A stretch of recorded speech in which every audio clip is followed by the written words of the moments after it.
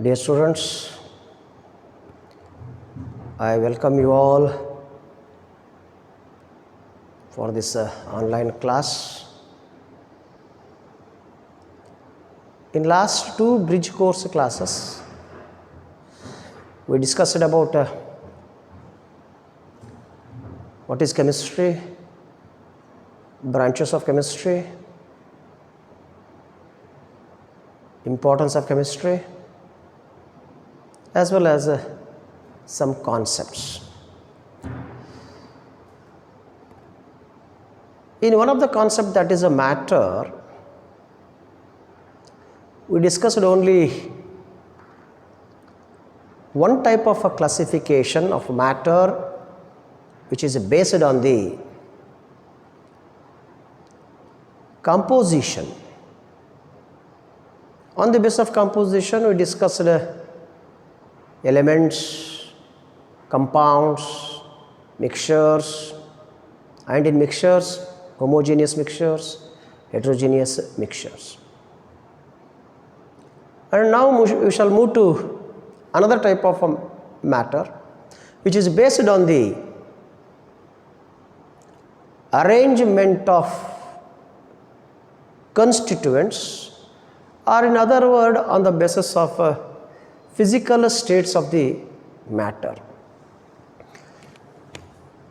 So on the basis of physical state or arrangement of constituents, matters are classified into three types. One is solids, liquids, and gases. ಅಂದರೆ ವಸ್ತುಗಳನ್ನು ಅದರ state ಅಂತ ಹೇಳ್ತೀವಿ, ಅಥವಾ ಅದರಲ್ಲಿ ಇರುವಂತಹ ಕನ್ಸ್ಟಿಟ್ಯೂಯೆಂಟ್ ಅರೇಂಜ್ಮೆಂಟ್ ಮೇಲೆ ಏನು ಮಾಡ್ತೀವಿ? Matter is classified into solids, liquids and gases. ಕನ್ನಡದಾಗ ಹೇಳ್ತೀರೋ ಘನವಸ್ತುಗಳು, ದ್ರವ್ಯ ವಸ್ತುಗಳು ಹಾಗೂ ಅನಿಲಗಳು ಅಂತ. How you have classified? ನಾನು ಆಗಲೇ ಹೇಳಿದೆ, on the basis of physical states of the matter ಅಥವಾ arrangement of constituents of the matter. Now let us see what are solids. ಘನವಸ್ತುಗಳಂದ್ರೆ ಏನು? ಯಾವ ಅಂದರೆ ನೀವು ಟಕ್ ಅಂತ ಹೇಳ್ತೀರಿ, ಕಲ್ಲು, ಮಣ್ಣು, ಕಟ್ಟಿಗೆ, ಇದ್ಲಿ, ಹೌದಾ, ಲೋಹಗಳು ಅಂತ ಹೇಳ್ತೀರ. Yes, I agree. ಹೌದು, ಕರೆಕ್ಟ್. ಅವಕ್ಕೆಲ್ಲ ಇದೆ. ಯಾಕೆ ಅವು ಸಾಲಿಡ್ಸಲ್ಲಿದ್ದಾವೆ ಅಂತ ನೀವು ಕ್ವಶನ್ ಹಾಕಿದ್ದೀರಾ ನೀವು? Why these matters are in solid state? Very simple. The constituents of matter like ions, atoms, molecules, or metal ions. ಯಾವ್ಯಾವುದು? ಸಾಲಿಡ್ಸ್ದಲ್ಲಿ ಅಯಾನ್ಸ್ ಇರ್ಬೋದು, ಆಟಮ್ಸ್ ಇರ್ಬೋದು, ಮಾಲಿಕ್ಯೂಲ್ಸ್ ಇರ್ಬೋದು, ಅಥವಾ ಮೆಟಲ್ ಅಯಾನ್ಸ್ ಇರಬಹುದು. ಇವಕ್ಕೇನು ಕನ್ಸ್ಟಿಟ್ಯೂಯೆಂಟ್ಸ್ ಆಫ್ ಮ್ಯಾಟರ್, ಆ ಒಂದು ವಸ್ತುದಲ್ಲಿ ಇರುವಂತಹ ಅಂಶಗಳು. If they are closely packed, they are so compact. ಮತ್ತೆ ನೀವೊಂದು ಕ್ವಶನ್ ಕೇಳ್ಬೋದು, why they are closely packed sir? Why they are so compact, sir? Very simple. The interatomic, intermolecular or intermetal ionic force of attraction is more. It is high. Therefore, constituents are compact. That result in the formation of solids. ಅಂದರೆ ಘನವಸ್ತುದಲ್ಲಿರುವಂತಹ ಅಂಶಗಳು ಏನಾಗಿರ್ತವೆ? ಅವು atoms ಆಗಿರ್ಬೋದು, ions ಆಗಿರ್ಬೋದು, molecules ಆಗಿರ್ಬೋದು, ಅಥವಾ metal ions ಆಗಿರ್ಬೋದು, ಅವೆಲ್ಲವೂ ಹೆಂಗಿರ್ತವೆ? Compact ಇರ್ತವೆ. ಯಾಕೆ ಕಾಂಪ್ಯಾಕ್ಟ್ ಇರ್ತಾವೆ ಅಂದರೆ the inter atomic force of attraction, inter ionic force of attraction, inter molecular force of attraction or inter metal ionic force of attraction is high, more, therefore they are closely packed, resulting in the formation of ಏನಂತಾಗುತ್ತೆ? Solid ಆಗಿ form ಆಗುತ್ತೆ. ಇಲ್ಲಿ ನೋಡಿ, ಇದು ಒಂದು solid. ಇದರಲ್ಲಿರುವಂಥ constituents ಹೆಂಗಿರ್ತವೆ? Completely packed, closely packed. ನೋಡಿ,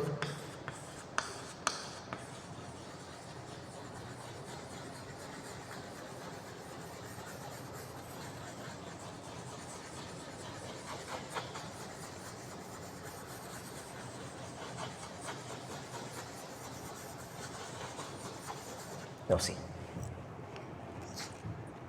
ಮೇ ಬಿ ಆಟಮ್ಸ್, ಇದು ಆಟಮ್ ಇರ್ಬೋದು ಅಥವಾ ಇದು ಅಯಾನ್ ಇರ್ಬೋದು. ಹೌದಾ? ಆಟಮ್ ಅಂದರೆ ಎಲೆಕ್ಟ್ರಿಕಲಿ ನ್ಯೂಟ್ರಲ್, ಇಲ್ಲ ಮಾಲಿಕ್ಯೂಲ್ ಇರ್ಬೋದು, ಇಲ್ಲ ಮೆಟಲ್ ಅಯಾನ್ ಇರ್ಬೋದು, M+, ಯಾವುದಾದ್ರೂ ಇರ್ಬೋದು ರೀ. ಅವೆಲ್ಲವೂ ಕ್ಲೋಸ್ಲಿ ಪ್ಯಾಕ್ಡ್. ಯಾಕೆ? Very simple. there will be more high inter-atomic force of attraction, inter-ionic force of attraction, inter-molecular force of attraction or inter-metal ionic force of attraction. Because of these forces, constituents are closely packed. ಒಂದಕ್ಕೊಂದು ಹತ್ಕೊಂಡಿರ್ತವೆ. ಹತ್ಕೊಂಡಾಗ ಏನಾಗುತ್ತೆ? Solid form ಆಗುತ್ತೆ, ಘನವಸ್ತುಗಳ form ಆಗುತ್ತೆ. ಅದಕ್ಕಾಗಿ they have proper shape, proper geometry, proper volume and definite mass. ನೋಡಿ, ಅದಕ್ಕೆ ಏನಂತ ನಾವು ಘನವಸ್ತುಗಳು. ಆಗಲೇ ಎಕ್ಸಾಂಪಲ್ ಕೊಟ್ರಿ. ಏನಂತ ಹೇಳಿದ್ರಿ? ಸರ್ ಕಟ್ಟಿಗೆ ಸಾರ್, ಲೋಹ ಸಾರ್, ಹೌದಾ? ಹೇಳಿದ್ರಲ್ಲ, ಮಣ್ಣು ಸಾರ್, ಇಡ್ಲಿ ಸಾರ್, ಎಲ್ಲ 100%. ಈ ಚಾಕ್ ಪೀಸ್ ಸಹ solid. Constituents are closely packed. ಅಂಥ ವಸ್ತುಗಳಿಗೆ ನಾವೇನೈತೆ? ಘನ ವಸ್ತುಗಳು. ಅವಕ್ಕೆ ನಾವೇನಂತ ಕರಿತೀವಿ? ಸಾಲಿಡ್ಸ್. ಮುಟ್ಟು ನೆಕ್ಸ್ಟ್ ಒನ್, ಗ್ಯಾಸಸ್. ಸಡನ್ನಾಗಿ ನೀವು ಕೇಳ್ಬೋದು ಒಂದು ಕ್ವಶನ್, ಅಲ್ಲ ಸರ್ ಲಿಕ್ವಿಡ್ ಸ್ಟೇಟ್ ಹೇಳಲೇ ಇಲ್ಲ ಅಲ್ಲ ಸರ್? ಹೇಳ್ತೀವಿ ನಾವು. ಆದರೆ ಮೊದಲು ಘನವಸ್ತುಗಳು ಹೇಗಿರ್ತವೆ, ಅನಿಲಗಳು ಹೇಗಿರ್ತವೆ ಅಂತ ಹೇಳಿದರೆ ನಿಮಗೆ ದ್ರವ್ಯ ವಸ್ತುಗಳ ಬಗ್ಗೆ ನಿಮಗೆ ಅರ್ಥ ಆಗಿಬಿಡುತ್ತೆ. If you understand what are solid, what are gases, then definitely you are able to understand how are the liquids. ಅದಕ್ಕಾಗಿ ನಾವೇನು ಮಾಡ್ತೀವಿ? ನಾವು ಫಸ್ಟು ಸಾಲಿಡ್ಸ್ ಹೇಳ್ತೀವಿ, ಅನಂತರ ಗ್ಯಾಸಸ್ ಹೇಳ್ತೀವಿ, ಅದಾದ ನಂತರ ಲಿಕ್ವಿಡ್ಸಿಗೆ ಬರ್ತೀವಿ ನಾವು. ಯಾಕೆಂದರೆ ಅದು ಇಂಟರ್ಮೀಡಿಯೇಟ್ ಸ್ಟೇಟ್. ಅದು ಯಾವುದು ಇಂಟರ್ಮೀಡಿಯೇಟ್ ಸ್ಟೇಟು? ಲಿಕ್ವಿಡ್ ಏನಿದೆ, ಸಾಲಿಡ್ಡು ಮತ್ತು ಗ್ಯಾಸಿಯಸ್ ಸ್ಟೇಟಿನ ನಡಬರ್ಕಿಂದದು. ಅದಕ್ಕೆ ಇಂಟರ್ಮೀಡಿಯೇಟ್ ಸ್ಟೇಟ್. ಯಾವ ರೀತಿ? Very simple. ಇಲ್ಲಿ ಕ್ಲೋಸ್ಲಿ ಪ್ಯಾಕ್ಡು, ಇಲ್ಲಿ ಕನ್ಸ್ಟಿಟ್ಯೂಯೆಂಟ್ಸ್. ಯಾವ ಸರ್ ಗ್ಯಾಸಸ್ದಲ್ಲಿ? Molecules. Molecules are totally free. Totally free. ಯಾಕೆ ಸರ್? ಇಲ್ಲಿ ನಾನು ಆಲ್ರೆಡಿ ಸಾಲಿಡ್ಸಲ್ಲಿ ಹೇಳಿದೆ. ಏನಂತ ಹೇಳಿದೆ ಸಾಲಿಡ್ಸಲ್ಲಿ? constituents are closely packed because of here the force of attraction, interatomic, interionic, intermolecular or intermetal ionic force of attraction ಅಂತ ಹೇಳಿದೆ. ಬಟ್ ಇಲ್ಲಿ there is no force of attraction at all. Molecules ಒಂದಕ್ಕೊಂದು ಹತ್ತುಗೋಣೋದೇ ಇಲ್ಲ. there is no force of attraction. ಹೀಗಾಗಿ they move in all the possible direction. ನೋಡಿ,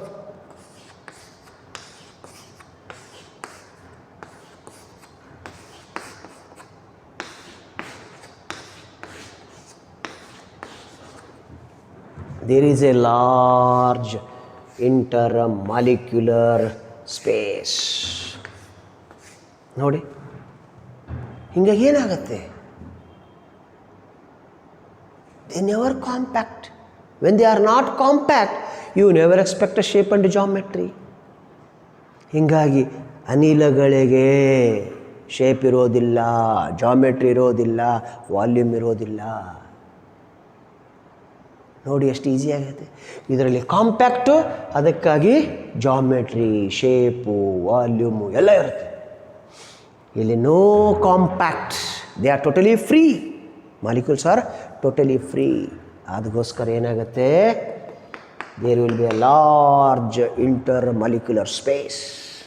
hence no force of attraction, no force of attraction, no compact, so no geometry, no shape, no volume, etc. ಅದಕ್ಕಾಗಿ ಗ್ಯಾಸ್ಗಳನ್ನ ಈಸಿಯಾಗಿ ನಾವು compress ಮಾಡ್ಬೋದು. They are highly compressible. Solids non compressible. Compress ಹೆಂಗೆ ಮಾಡ್ತೀರಿ? ಮಾಡೋಕ್ಕೆ ಬರೋದಿಲ್ಲ. ಯಾಕಂದರೆ there is no space between the constituents because they are compact. ಹೀಗಾಗಿ ನೀವು ಕಂಪ್ರೆಸ್ ಮಾಡಿದರೆ ಆ ಸಾಲಿಡ್ ಏನಾಗುತ್ತೆ, ಪೀಸ್ ಪೀಸ್ ಆಗುತ್ತೆ, ಇನ್ನೂ ಸಣ್ಣ ಸಣ್ಣ ಸಣ್ಣ ಸಣ್ಣ ಪೀಸ್ ಆಗುತ್ತೆ. ಆದರೆ ಗ್ಯಾಸ್ ಆಗಲ್ಲ. The inter molecular space will get reduced when you compressed. Is it clear? ನಾಳೆ ಅರ್ಥ ಆಯ್ತಾ? ಅಂದರೆ ಏನೈತಿ ಇಲ್ಲಿ, ಕನ್ಸ್ಟಿಟ್ಯೂಯೆಂಟ್ಸ್ ಆರ್ ಕಾಂಪ್ಯಾಕ್ಟ್, ಇಲ್ಲಿ ಕನ್ಸ್ಟಿಟ್ಯೂಯೆಂಟ್ಸ್ ಆರ್ ಫ್ರೀ. ಅರ್ಥ ಆಯ್ತು ನಾಳಿದ್ದು? Now moves to second one, liquids. ನೋಡಿ, very simple. The constituents of liquids ಯಾವುದು ಸರ್? ಅಯಾನ್ಸ್ ಇರ್ಬೋದು, ಆಟಮ್ಸ್ ಇರ್ಬೋದು, ಮಾಲಿಕ್ಯೂಲ್ಸ್ ಇರ್ಬೋದು, ಮೆಟಲ್ ಅಯಾನ್ಸ್ ಇರ್ಬೋದು, ಯಾವುದೇ ಇರ್ಬೋದು. They are not compact as compared to solids. ನೋಡಿ ಎಷ್ಟು ಈಸಿಯಾಗಿ. ಸಾಲಿಡ್ಸ್ದಷ್ಟು ಕಾಂಪ್ಯಾಕ್ಟ್ ಇರುವುದಿಲ್ಲ, ಗ್ಯಾಸಸ್ಟಷ್ಟು ಫ್ರೀ ಇರುವುದಿಲ್ಲ. ಎಷ್ಟು ಈಸಿ ಆಗುತ್ತೆ ನೋಡಿ. ಕಾಂಪ್ಯಾಕ್ಟ್ ಇರುವುದಿಲ್ಲ ಅಂದರೆ automatically no shape, no geometry. Very simple.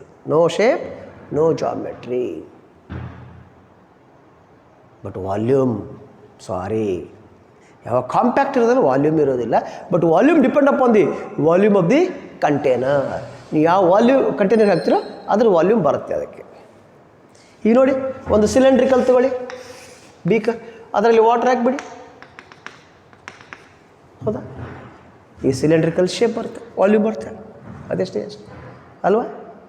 So ಅದಕ್ಕೆ ಇವೆರಡು ಸಾಲಿಡ್ಸು ಮತ್ತು ಗ್ಯಾಸಸ್ ಓದಿದರೆ ಲಿಕ್ವಿಡ್ ಹೇಗಿರುತ್ತೆ ಅಂತ ನಿಮಗೆ ಆಟೋಮೆಟಿಕಲಿ ಅರ್ಥ ಆಗುತ್ತೆ. ಅದಕ್ಕೆ ಯಾವಾಗಲೂ ಟೀಚರ್ ಏನು ಮಾಡ್ತಾರೆ, ಫಸ್ಟು ಸಾಲಿಡ್ಸ್ ಹೆಂಗಿರ್ತವೆ, ಗ್ಯಾಸಸ್ ಹೆಂಗಿರ್ತವೆ, ಅದಾದ ನಂತರ ಲಿಕ್ವಿಡ್ಸ್ ಯಾವ ರೀತಿ ಇರ್ತವೆ ಅಂತ ಹೇಳ್ತಾರೆ. Is it clear? ಸೊ ಲಿಕ್ವಿಡ್ಸ್ದಲ್ಲಿ ದ ಕನ್ಸ್ಟಿಟ್ಯೂಯೆಂಟ್ಸ್, ದ್ರವ್ಯದಲ್ಲಿ ಅದರಲ್ಲಿರುವಂಥ ಕನ್ಸ್ಟಿಟ್ಯೂಯೆಂಟ್ಸ್, ಆಟಮ್ಸ್ ಇರ್ಬೋದು, ಅಯಾನ್ಸ್ ಇರ್ಬೋದು, ಮಾಲಿಕ್ಯೂಲ್ಸ್ ಇರ್ಬೋದು, ಮತ್ತು ಮೆಟಲ್ ಅಯಾನ್ಸ್ ಇರ್ಬೋದು, ಅವೇನು ಮಾಡ್ತವೆ? They are not compact as compared to solids, they are not free as compared to gases. But compact ಇಲ್ಲ ಅಂದರೆ ಸಾಲಿಡ್ಸ್ ಅಲ್ಲೇ ಅಲ್ಲ, ಮತ್ತೊಂದು ಸ್ಟೇಟ್ ಅದು. ಫ್ರೀ ಅಂತಂದರೆ ಗ್ಯಾಸ್ನೂ ಅಲ್ಲ, ಎರಡರ ನಡುಬರ್ಗಿದೆ. ಅದಕ್ಕೆ ಹೇಳಿದೆ ಇಂಟರ್ಮೀಡಿಯೇಟ್ ಸ್ಟೇಟ್. ಅಂದರೆ ಇಲ್ಲಿಯೂ ಏನಾಗುತ್ತೆ, ಕಾಂಪ್ಯಾಕ್ಟ್ ಇರೋದಿಲ್ಲ, ಅದಕ್ಕೋಸ್ಕರ ಶೇಪ್ ಇರೋದಿಲ್ಲ, ಜಾಮೆಟ್ರಿ ಇರೋದಿಲ್ಲ, ವಾಲ್ಯೂಮ್ಸ್ ಇರೋದಿಲ್ಲ. But volume depend upon the volume of the container. Is it clear? ಅರ್ಥ ಆಯ್ತಾ? ಇದು ಯಾವುದು? ದ್ರವ್ಯ ವಸ್ತು. They are inter convertible. ಅಂದರೆ ಏನು ಸಾರ್? ಒಂದು ಫಿಸಿಕಲ್ ಸ್ಟೇಟನ್ನು ಮತ್ತೊಂದು ಫಿಸಿಕಲ್ ಸ್ಟೇಟಾಗಿ ಮಾರ್ಪಡಿಸಬಹುದು. ಹೆಂಗೆ ಸರ್? Very simple. ಸಾಲಿಡ್ಸನ್ನು ಲಿಕ್ವಿಡ್ ಮಾಡ್ಬೋದು, ಹೌದಲ್ವ? ಸಾಲಿಡ್ಸನ್ನು ಲಿಕ್ವಿಡ್ ಮಾಡ್ಬೋದು. ಹೆಂಗೆ? ಈಗ ತಗೊಳ್ಳಿ ಐಸನ್ನು, ಐಸ್ ಸಾಲಿಡ್ ಇರ್ತಿಲ್ಲ, ಎಲ್ಲಿಟ್ಟಿರ್ತೀರ? ಫ್ರೀಝರ್ದಲ್ಲಿ, ರೆಫ್ರಿಜರೇಟರ್ದಲ್ಲಿ ಒಂದು ಪಾರ್ಟ್ ಇರುತ್ತೆ ಫ್ರೀಝರ್ ಅಂತ, ಅದರಾಗಿಂದ ತೆಗೀರಿ, ತೆಗೆದು ಹೊರಗಿಡಿ, ಇಟ್ಟು ತಕ್ಷಣ ಶುರುವಾಗುತ್ತೆ ಏನು? It gets converted into water, liquid ಆಗಿಬಿಡುತ್ತೆ. ಮೊದಲೇನಿತ್ತು? Ice proper shape and geometry ಇತ್ತು ಅಲ್ವಾ? ಪ್ರಾಪರ್ ಶೇಪ್ ಮತ್ತು ಜಾಮೆಟ್ರಿ ಇತ್ತು. ಯಾವಾಗ ಅದು ಕರಗಿತು, ಶೇಪೇ ಹೋಗಿಬಿಡ್ತು. No more shape, no more geometry ಅಲ್ವಾ? ಮೊದಲು ಕ್ಯೂಬ್ಸ್ ಇದ್ದು ಬ್ಯೂಟಿಫುಲ್ ಕ್ಯೂಬ್ಸ್ ಇತ್ತು, ಹೌದಲ್ಲ?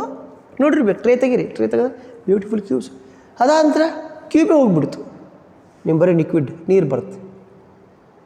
ಯಾಕೆ ಸರ್, ಹಂಗಾಯಿತು? ಅಲ್ಲಿ ಟೆಂಪರೇಚರ್ 0 ಇತ್ತು. ಹೊರಗೆ ತೆಗೆದ ನಂತರ ರೂಮ್ ಟೆಂಪರೇಚರಿಗೆ ಕರಿಗೆ ಹೋಗಿಬಿಡ್ತು. ಅಂದರೆ ಇದು as the temperature increases the inter atomic, inter molecular, inter metal ionic force of attraction get reduce.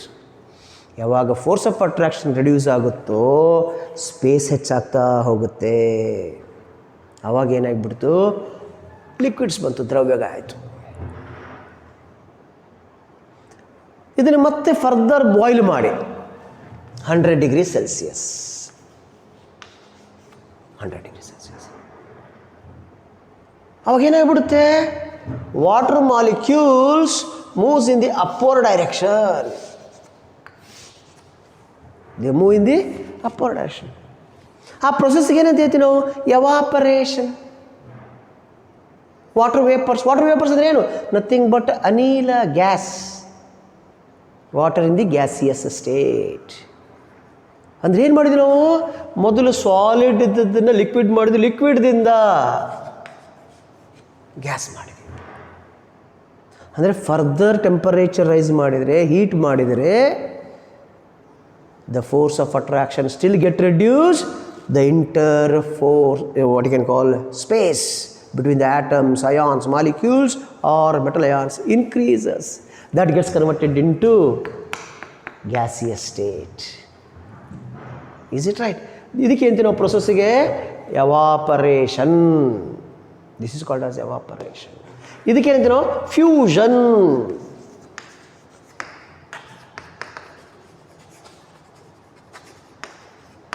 Evaporation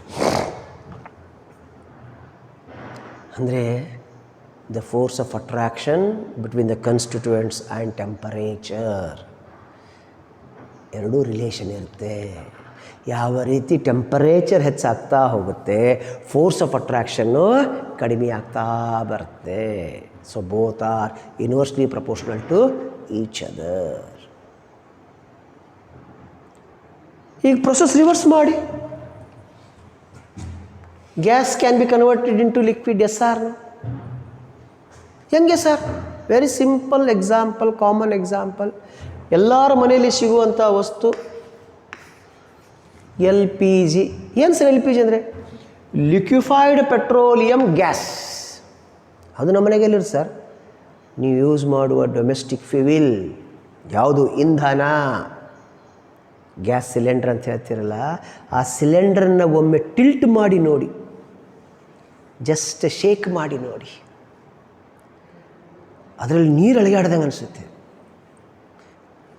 suddenly shock ಆಗುತ್ತೆ, ನೀರು ಹೆಂಗಿದೆ ಒಳಗಡೆ, ಬಟ್ ಇಲ್ಲಿ ಬರೋದು ಗ್ಯಾಸ್ ಅಲ್ಲ sir, we are burning the gas.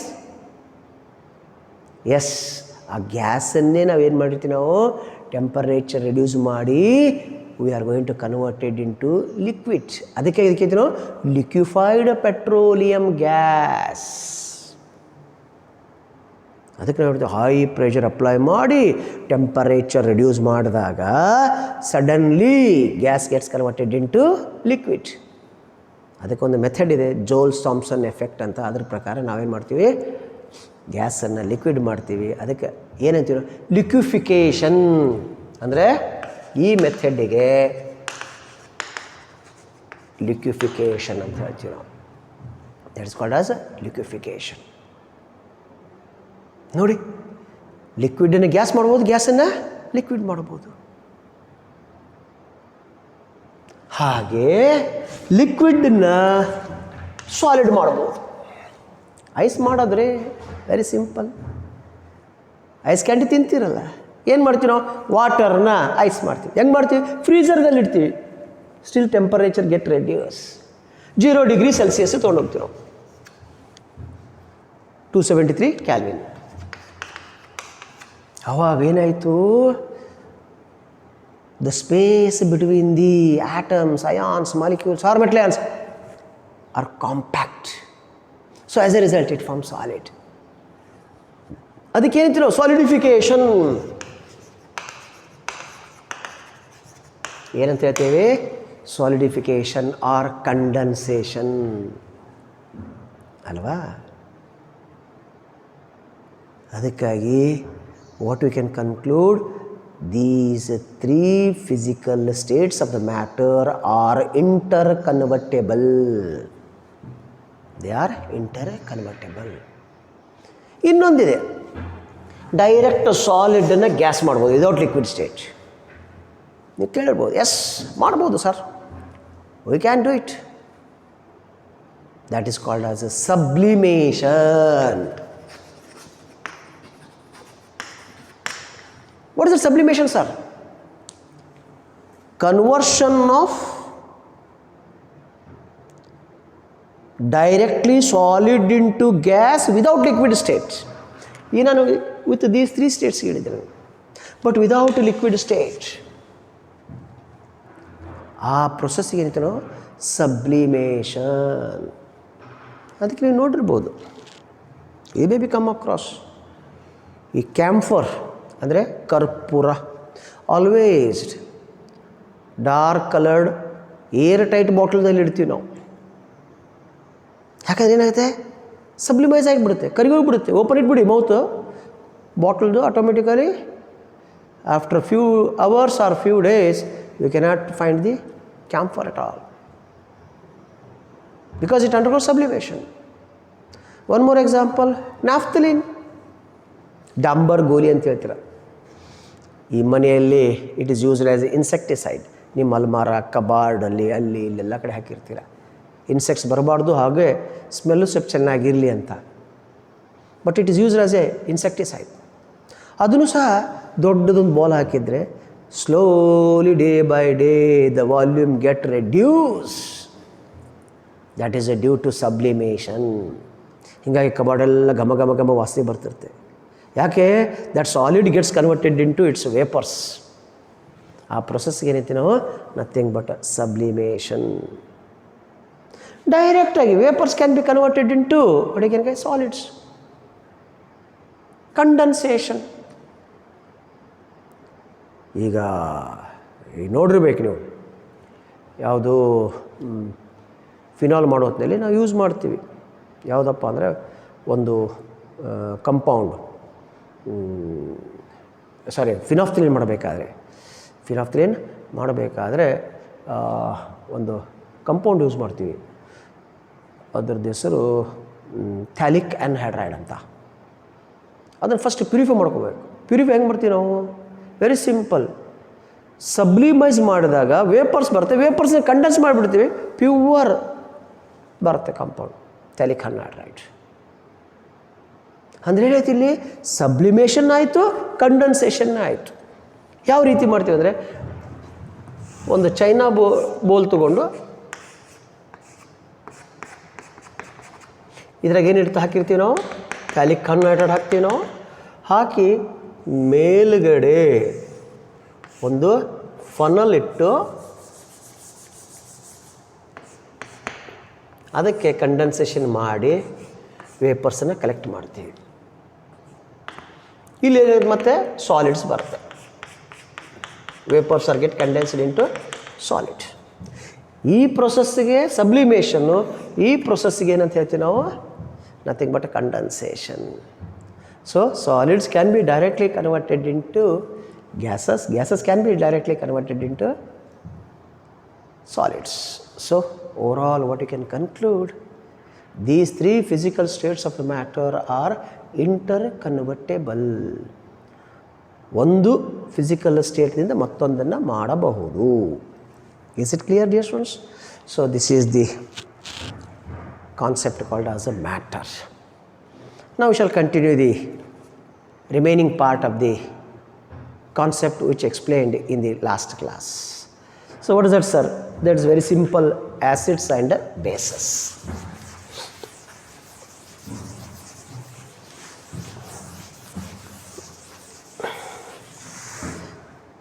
Yes, dear students, in the last class we discussed about a little bit, only definition I think so, acids and bases. In Kannada it is called as ಆಮ್ಲಗಳು ಮತ್ತು ಪ್ರತ್ಯಾಮ್ಲಗಳು. ನಾನು definition ಹೇಳಿದೆ. Acids are the proton donors or a substance which donates a proton or protogenic substance ಅಂತ last ಕ್ಲಾಸಲ್ಲಿ ಹೇಳಿದೆ. Bases nothing but pratyamlagalu, they are nothing but proton acceptors or any substance which accepts a proton or protophilic substance. Philic means attraction. In last bridge course classಲ್ಲಿ ಹೇಳಿದ್ದಾರೆ. ಈಗ types of acids and bases. Types of acids and bases. There are two types of acids and two types of bases. One is strong acids, second one is weak acids. Similarly, strong bases and weak bases.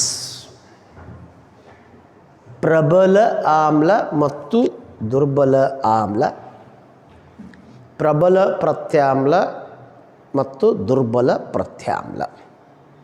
Strong acids and weak acids, strong bases and weak bases. ನಾವು let us move what are strong acids. ಇಷ್ಟು ಹೇಳಿದ ತಕ್ಷಣ ತಲೆ ಬಂದುಬಿಡುತ್ತೆ, sir ಯಾವುದು ಕೈ ಸುಟ್ಟು ಬಿಡುತ್ತೆ ಸರ್, ಯಾವುದು ಬಟ್ಟೆಯನ್ನು ಸುಟ್ಟು ಬಿಡುತ್ತೆ. Wrong. That is a corrosive property of the acid. ಅದೊಂದು ಪ್ರಾಪರ್ಟಿ ಅದು. ಈಗ ಫಾರ್ ಎಕ್ಸಾಂಪಲ್ ಸಲ್ಫ್ಯೂರಿಕ್ ಆ್ಯಸಿಡ್ ಬಟ್ಟೆಯನ್ನು ಸುಟ್ಟುಬಿಡುತ್ತೆ, ಸ್ಕಿನ್ನನ್ನು ಸುಟ್ಟುಬಿಡುತ್ತೆ, ಕಟ್ಟಿಗೆಯನ್ನು ಸುಟ್ಟುಬಿಡುತ್ತೆ. ಹೌದಾ? ಯಾಕೆ? Because of its a property. ಯಾವ ಪ್ರಾಪರ್ಟಿ ಅದು? Corrosive property. ಹೀಗಾಗಿ ಅದು ಅಲ್ಲ ಸ್ಟ್ರಾಂಗ್ ಆ್ಯಸಿಡ್ ಅಂದರೆ. That is not the strong acid. ಅದು ಅಲ್ಲ ಪ್ರಬಲ ಆಮ್ಲ. ಪ್ರಬಲ ಆಮ್ಲ ಅಂದರೆ any acid which dissociates, any acid which ionises completely. ಯಾವ ಆಮ್ಲ ಸಂಪೂರ್ಣವಾಗಿ ಕರಗುತ್ತದೆಯೋ ಅದನ್ನೇನಂತ ಕರಿತೀನೋ ಸ್ಟ್ರಾಂಗ್ ಆ್ಯಸಿಡ್ಸ್. ಸಂಪೂರ್ಣ ಕರಗೋದಂದ್ರೆ ಏನು ಸರ್? ಆ್ಯಸಿಡ್ ಕರಿಗೆ ಏನು ಬರುತ್ತೆ? ವೆರಿ ಸಿಂಪಲ್ ನೋಡಿ. Example HCl H plus Cl minus ನೋಡಿ, ನೀರಲ್ಲಿ ಸಂಪೂರ್ಣವಾಗಿ ಕರಗುತ್ತದೆ. Any acid which dissociates completely 100% ionisation takes place, that is called as strong acids, ಪ್ರಬಲ ಆಮ್ಲ. ಇಲ್ಲಿ ನೋಡಿ ಏನಂತ ಒಂದೇ ಆರೋ ಮಾರ್ಕ್ ಏನು ತೋರಿಸುತ್ತದೆ? Forward direction. ಅಂದರೆ reaction is going to be completed. Reaction ಸಂಪೂರ್ಣವಾಗುತ್ತದೆ. ಯಾವ ಏನು ರಿಯಾಕ್ಷನ್ ಇದು? Ionic reaction, ionisation reaction. ಅಂದರೆ ಸಂಪೂರ್ಣವಾಗಿ ಕರಗುತ್ತದೆ. ಅದಕ್ಕೆ ಅಂತೀರೋ ಸ್ಟ್ರಾಂಗ್ ಆ್ಯಸಿಡ್. ಇನ್ನೊಂದು ಎಕ್ಸಾಂಪಲ್ H2SO4.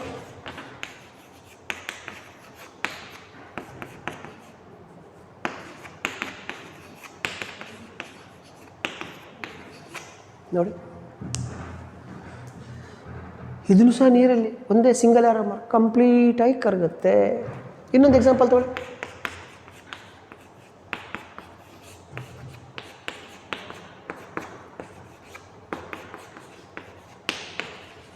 ನೋಡಿ, ನೈಟ್ರಿಕ್ ಆ್ಯಸಿಡ್, ಇದು ನೀರಲ್ಲಿ ಸಂಪೂರ್ಣವೇ ಕರಗುತ್ತೆ. Therefore it is also strong acids.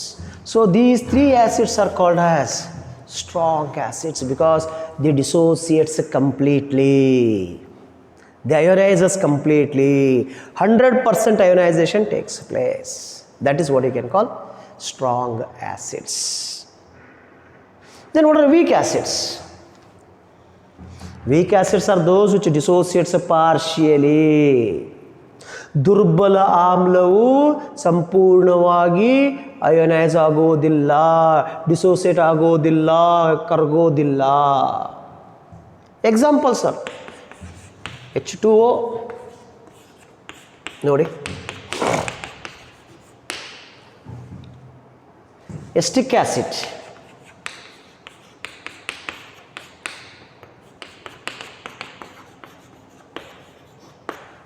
Formic acid,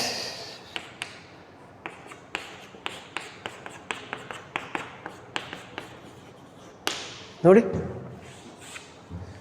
ಇವು ಮೂರು ಏನಿದ್ದಾವೆ ವೀಕ್ ಆಸಿಡ್. ಯಾಕೆ? ಇಲ್ಲಿ ನೋಡಿ, ಸ್ವಲ್ಪ ಲಕ್ಷ ಕೊಟ್ಟು ನೋಡಿ, 2 half-headed arrows which are represented in the opposite direction. ಅದರ ಅರ್ಥ reaction is not going to be completed. Forward direction ಆಗುತ್ತೆ ಮತ್ತು ಬ್ಯಾಕ್ವರ್ಡ್ ಡೈರೆಕ್ಷನ್ ಆಗುತ್ತೆ, ಫಾರ್ವರ್ಡ್ ಡೈರೆಕ್ಷನ್ ಬ್ಯಾಕ್ವರ್ಡ್ ಡೈರೆಕ್ಷನ್. ಅದರ ಅರ್ಥ ಏನು? Reaction is not going to completed ಅಂದರೆ ಈ ಅಯೋನೈಸೇಷನ್ ಕಂಪ್ಲೀಟ್ ಆಗೋದಿಲ್ಲ. ಅದರರ್ಥ ಏನು? Partial ionisation. Dissociates partially, ionises partially ಕರಗುತ್ತದೆ. ಅಂತಹ ಆಮ್ಲಗಳಿಗೆ, ಅಂತಹ ಆ್ಯಸಿಡ್ಗಳಿಗೆ ಏನಂತ ಕರಿತೀವಿ ನಾವು? Weak acids. Weak acids are those which dissociates partially. They never dissociate 100%. They are called as weak acids. Similarly, what are strong bases, sir, and weak bases, sir? Very simple. Same concept can be applied for bases. Any base which dissociates completely is called as strong base. ಯಾವುದೇ ಒಂದು ಪ್ರತ್ಯಾಮ್ಲ ಸಂಪೂರ್ಣವಾಗಿ ಅಯೋನೈಸ್ ಆದರೆ ಅದನ್ನು ಪ್ರಬಲ ಆಮ್ಲವೆಂದು ಕರೆಯುತ್ತೆ. That is called a strong base. ಯಾವುದು sir? NaOH plus aqueous, Na plus OH minus. So it is a strong base because it dissociates completely, which ionizes completely. Similarly, one more example, KOH plus aqueous, K plus OH minus. ನೋಡಿ, arrow mark ಒಂದೇ ಡೈರೆಕ್ಷನ್ದಲ್ಲಿದೆ. Single arrow mark in only one direction. ಅದರರ್ಥ ಏನು? It is nothing but a strong base. ಯಾವುದೇ ಒಂದು ಪ್ರತ್ಯಾಮ್ಲ ಸಂಪೂರ್ಣವಾಗಿ ಕರಗಿದರೆ, ಸಂಪೂರ್ಣವಾಗಿ ಅಯೋನೈಸ್ ಆದರೆ, ಸಂಪೂರ್ಣವಾಗಿ ಡಿಸೋಸಿಯೇಟ್ ಆದರೆ ಅದರೇನಂತ ಕರಿಬೇಕು ನಾವು? ಪ್ರಬಲ ಪ್ರತ್ಯಾಮ್ಲ. Any base which dissociates completely, which ionises completely, which is called as strong base. Then what are weak bases? Which dissociates partially. ಯಾವುದೇ ಒಂದು ಪ್ರತ್ಯಾಮ್ಲ ಸಂಪೂರ್ಣವಾಗಿ ಕರಗದಿದ್ದರೆ, ಸಂಪೂರ್ಣವಾಗಿ ಅಯೋನೈಸ್ ಆಗದಿದ್ದರೆ, ಸಂಪೂರ್ಣವಾಗಿ ಡಿಸೋಸಿಯೇಟ್ ಆಗದಿದ್ದರೆ ಅದಕ್ಕೇನಂತ ಕರಿತೀವಿ ನಾವು? Weak basis.